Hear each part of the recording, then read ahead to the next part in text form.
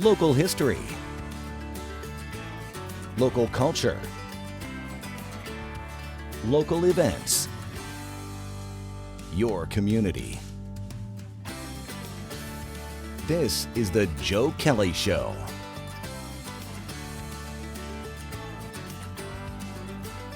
Hi there, everybody. Welcome to the show. Thanks for joining us.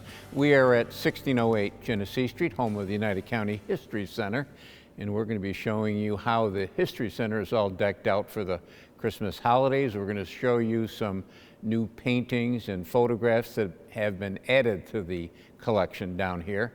But before we do any of that, we're going to talk to the Executive Director, Rebecca McLain. Good to see you. Good morning, Joe.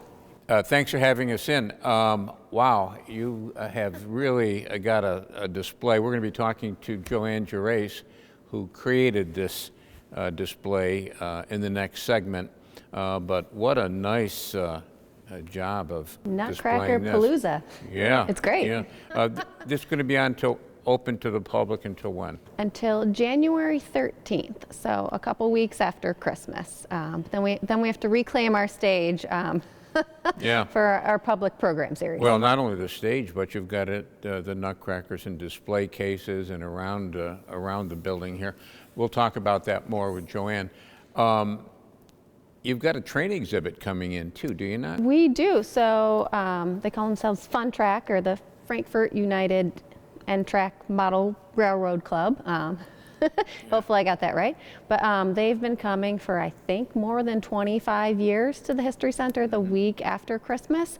So they'll be here Wednesday through Saturday, the week following Christmas. They'll set up here in the middle. The Nutcrackers will stay here. Okay. So there'll be a lot to see that week.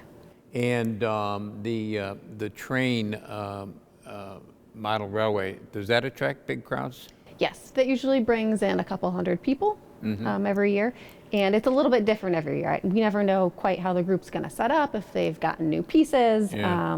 Sometimes they bring out old favorites. How long did it take you to set up the Nutcracker? The Nutcrackers, well, I will admit I did not help with that at all. So thank you to Joanne and her volunteers and Patrick. But I think they did it in 2 days. Oh, okay. So we had a book fair the weekend before, a local authors book fair, so the space was taken up, so we couldn't install until a few days before Thanksgiving. Well, it's been a busy time. Yeah. It hasn't, yeah. The book fair, that was the first time you've done that authors book fair down here. How'd that go? So kind of an experiment for us, but we are out of space for authors, so we had 20 local regional authors. It wasn't just history, but we had people do fiction, nonfiction. I think there were a couple teaching books. So it was popular. I know the authors were very happy. We got some good feedback from our visitors. So we're going to discuss and hopefully maybe make that that was my an annual program. Yeah. There used to be a bunch of those authors book fairs around the area. I don't know that there's any so anymore. That's actually why we started or decided to do one this year.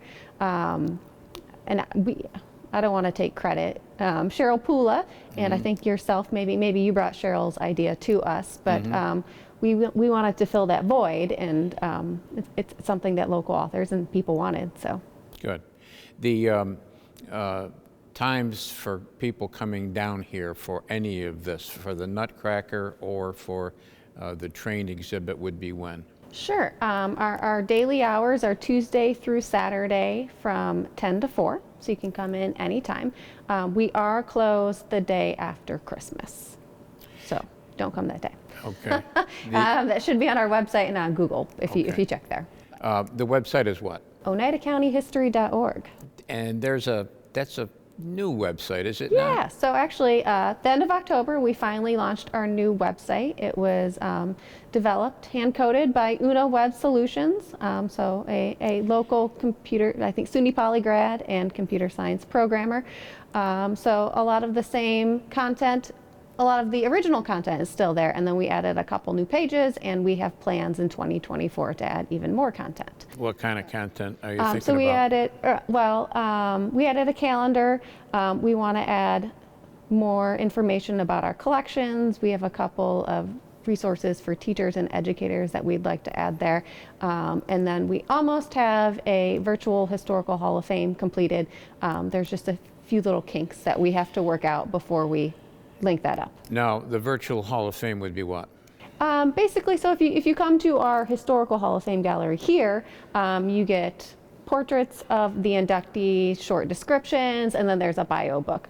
So we're taking all the content, so the background, the bios of the inductees, and we're making that available to those who can't visit on site, and then we'll probably link it to here as well. What about the, I know in addition to the Historical Hall of Fame, you've got the Living Legends. Is that thought being given to adding that?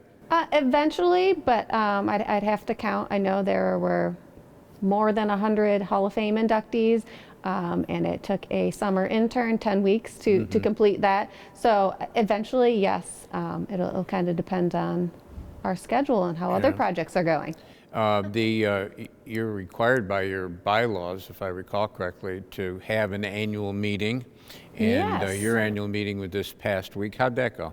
It was wonderful. So we have about 500 members here at the History Center, ranging from families to couples to individuals, and it's not expensive to be a member, but it's just a time. There's a little business meeting where the members get to vote on our board of directors for the year.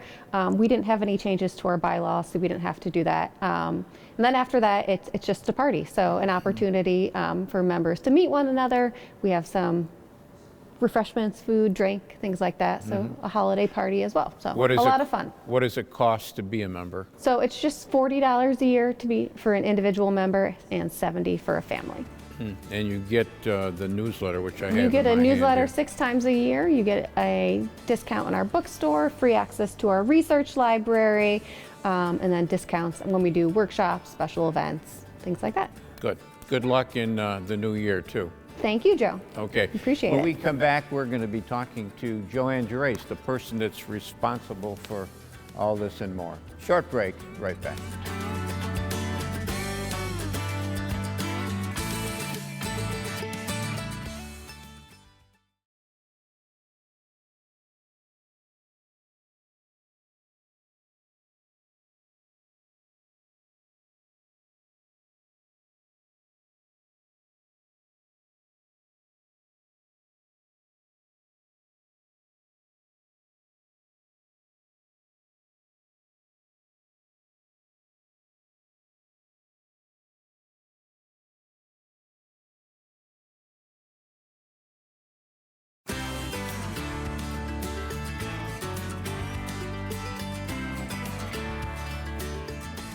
And welcome back, everybody. Thanks for sticking with us. The aforementioned Joanne Gerace joins us, and welcome. Good to see you again. Last time I saw you was down at Tiny's when you had the Blue Sox reunion. That's right. Boy, that was a fun time.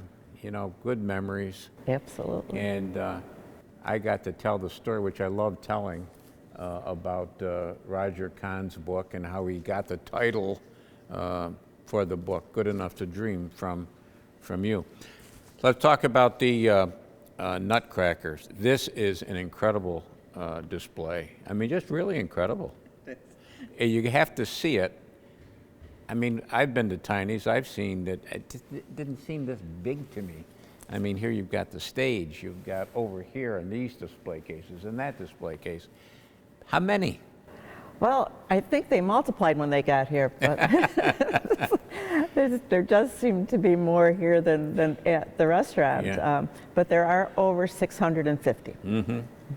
And if I'm not mistaken, this gentleman right here was the first one? He started the whole thing. Yes, he Okay. did. Well, what got you to start it?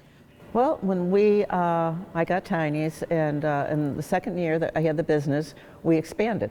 We built the back room, and Right. we had the fireplace built, and that beautiful mantle.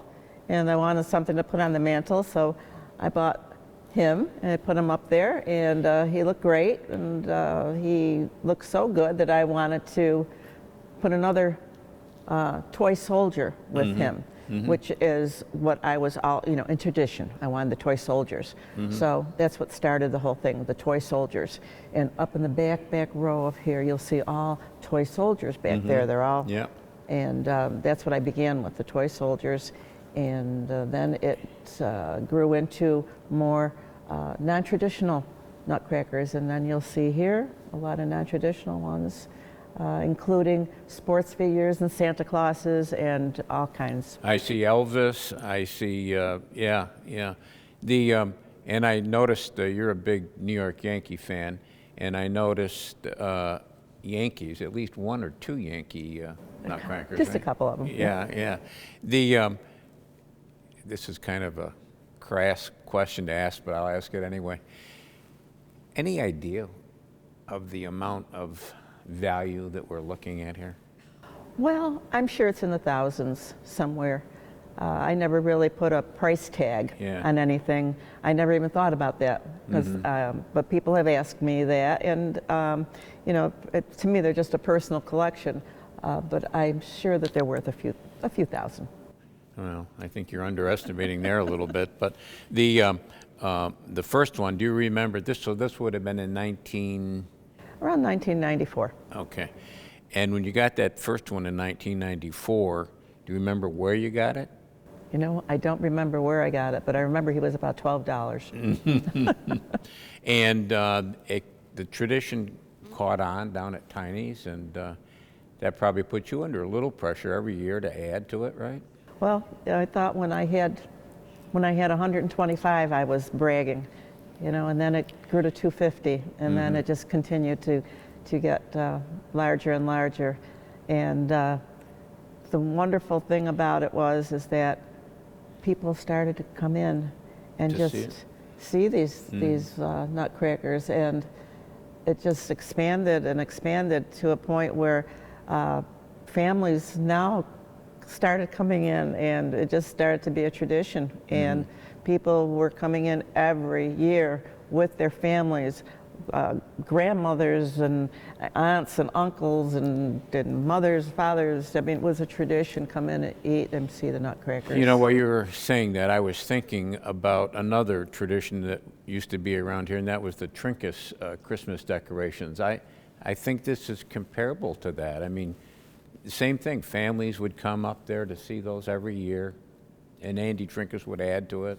And you don't, I didn't even realize that. I never realized that until I came here. Yeah. To see the effect that it has on people. Yeah, that's great. The favorites, it's probably an unfair question to ask you, but are there any favorites that you have here? I can't really put my finger on it, Joe, because when I look around here, I even have to say, oh my gosh, I forgot about those. Yeah. They're so beautiful. There's just so many of them. I do have some that I do treasure the Magi, some of the guys up there in that display case. And then I look at the Santa Clauses, and then I look at just some of them that every single one of them are unique. Yeah. And I know that when people come in and they're a little overwhelmed, they go, oh my gosh, wow. And I have done the same thing. And then you start looking at them individually, and each one of them are characteristic. They're all different. And they all have a wonderful meaning. I don't know of any shop around here that sells nutcrackers. Where do you get them all? Maybe there is a shop. I don't know. I think now you'll find them in department stores. You'll go to department stores and you'll see them. I think there's more out there now than there ever have been. They're a beautiful ornament now for Christmas, and they are being displayed much more now than they ever have been, and they're being really much more part of Christmas than they ever have been. So people are starting to purchase them and really making them a collection. And Nutcracker started off, if I recall my history correctly, with a very practical use, right? Well, Joe, they are practical, and they do absolutely all have one of these They all have a cracker. Every single one of them. Yeah. Even the little tiny ones, they all have a cracker. And they do all work. Put your finger in there. You were telling me before the show, Joanne, that this is one of the biggest Nutcracker collections in the country, yes? As far as I know, I've researched it. I've been out there. I've gone online and I've reached out to people. And I'm very confident that we are in the top 5 of the entire country of the largest collection in the country. When you were down at Tiny's, did you put this up and take it down refresh my memory, every year? Every year, put them up around Thanksgiving. I'd like to have them up on, at Thanksgiving time and then in time for the Nutcracker in coordination with the Stanley. So we had the Nutcracker show.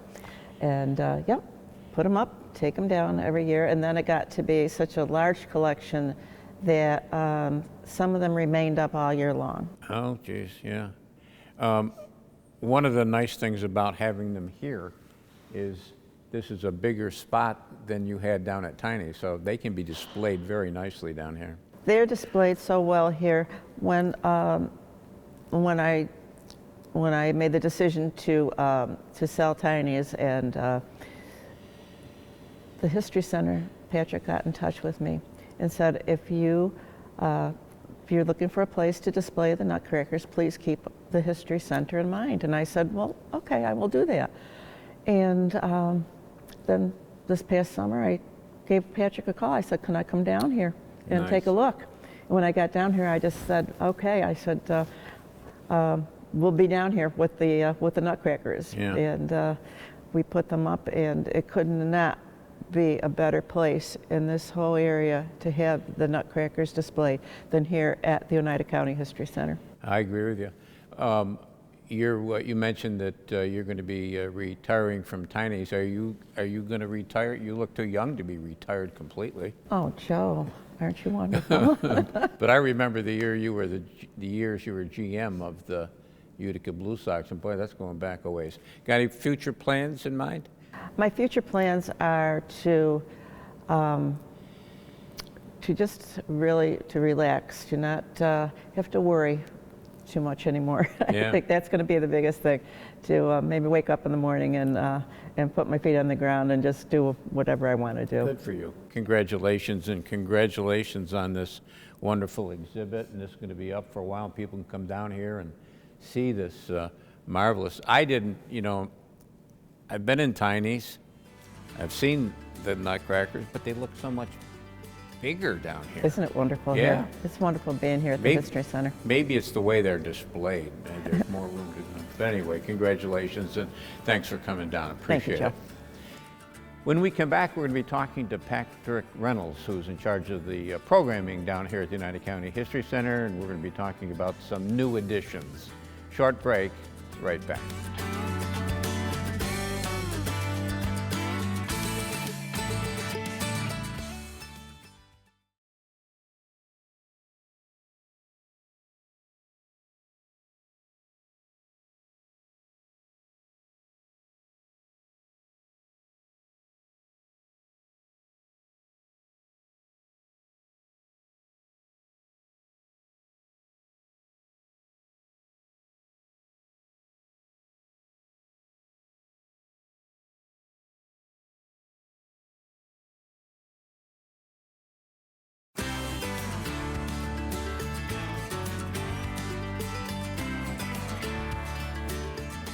And welcome back, everybody. Thanks for sticking with us. Patrick Reynolds joins us. Patrick is in charge of the public programming, right, Patrick? Very good. Yeah. Yep.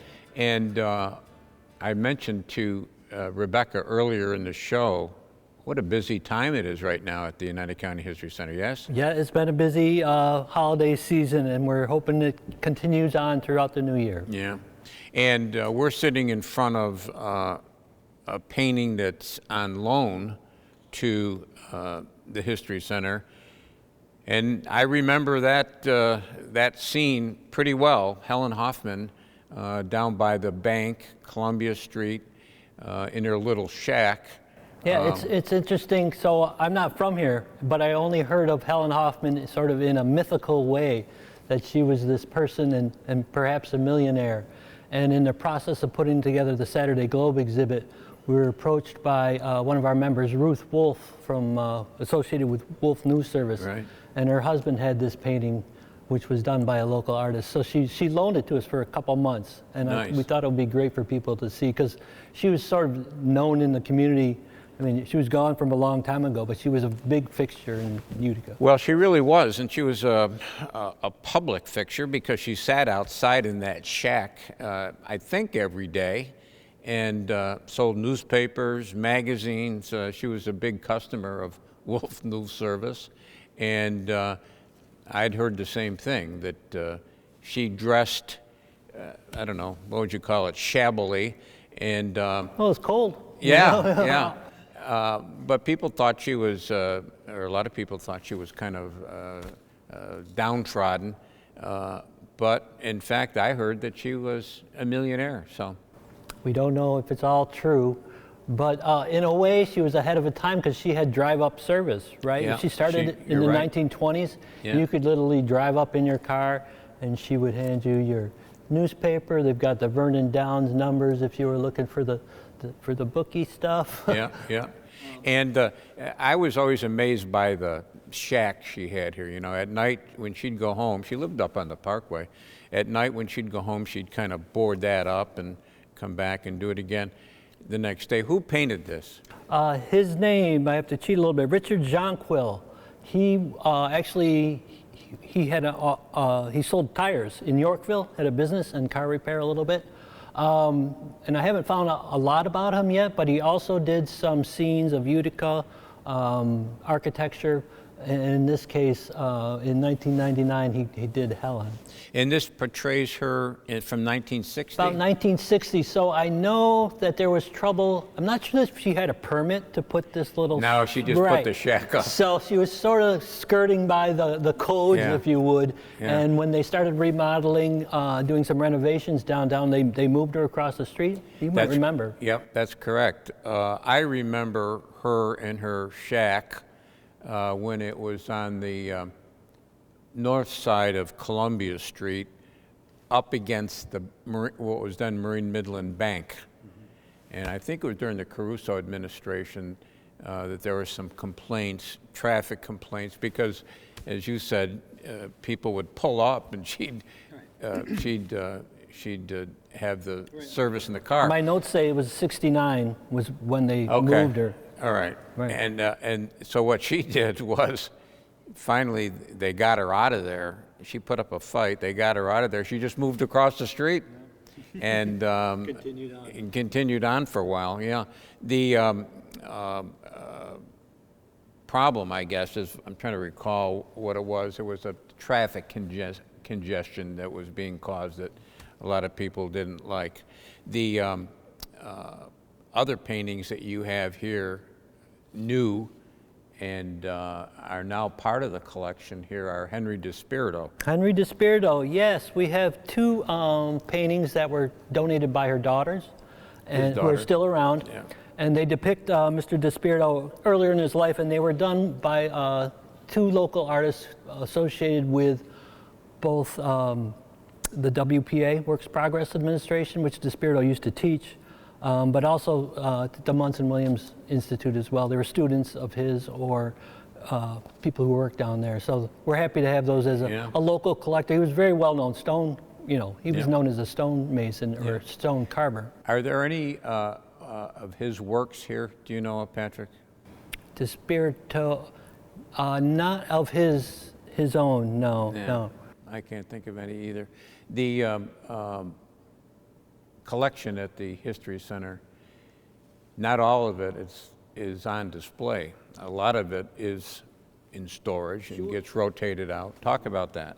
Well, you know, space is at a premium, and we have more artifacts than we can put on exhibit. I mean, every museum in the country has the same situation for the most part.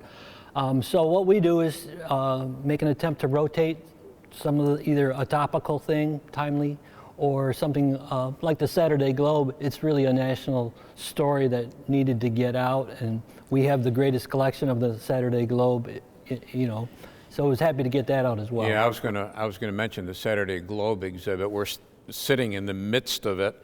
And the Saturday Globe, for people who aren't familiar with it, Patrick, talk about what the Saturday Globe was. Well, it is known to be the first national newspaper to feature color illustrations. And so what they did, they didn't invent color printing or the newspaper, but what they did was to be truly innovative and perfect the printing process to get color illustrations out in front of people to sell more papers. I mean, a picture's worth 1,000 words, and that's what the front page always had, beautiful illustrations from catastrophes like the Titanic to, you know, politics, world Johnstown events, flood. Johnstown flood. Yeah. They also pioneered sending their own journalists and artists to the scenes of some of these things so that they could bring the story to life with pictures. And it worked for them. It went from being very small to a circulation of over 40,000. International circulation.